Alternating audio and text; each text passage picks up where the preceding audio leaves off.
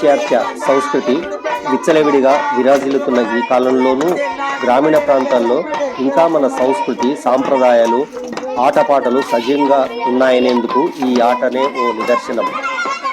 హోలీ సందర్భంగా ఎలుగుబంటి వేషధారణతో ఓ గిరిజన తాండాలో చిన్నారుల ఆట ఇది.